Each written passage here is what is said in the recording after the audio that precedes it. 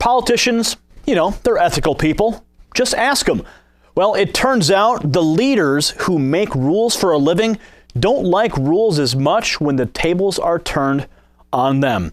Case in point, in the House of Representatives, as a new class of lawmakers erases decade-old ethics standards from the rule books. This isn't the first time Congress has bent the rules in their favor. They don't have to use Obamacare. Lawmakers that are protected by men with big guns often try to strip smaller guns from their constituents, and now politicians are showing their true colors once again. This time, the House is cutting back on transparency, making it even harder for watchdogs to call them out or keep them in check. You've heard of the House Ethics Committee, rules in place to keep politicians from breaking the rules. And some of these ethics rules are the very reason that New York Congressman Michael Grimm was forced to resign from power just this week.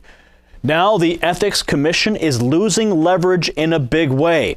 The new language in the bill applies to both of the two main watchdog groups. It says that, quote, they may not take any action that would deny any person any right or protection provided under the Constitution of the United States.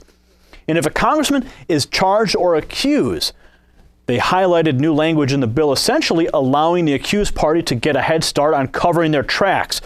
It really reads a lot like the Miranda rights officers read when suspects are taken into custody. Any politician facing investigation, quote, shall be informed of the right to be represented by counsel, and invoking that right should not be held negatively against them. Now, if a politician is facing ethics charges, the commission has to warn him ahead of time and essentially tip him off to keep quiet. Lawmakers don't like these ethics commissions, and we've known that for years. It's all because politicians don't like their dirty laundry out in the open, and the Ethics Commission publishes all findings, reports, and documents to the public, even if the panel rules later that the evidence wasn't enough to press charges. It's interesting. Those who serve in a public office seem to value their right to privacy. But from recent laws on Capitol Hill, Congress rarely holds the privacy of the public in the same high regard. Well, that's our government, of the people, by the people, and for the politicians.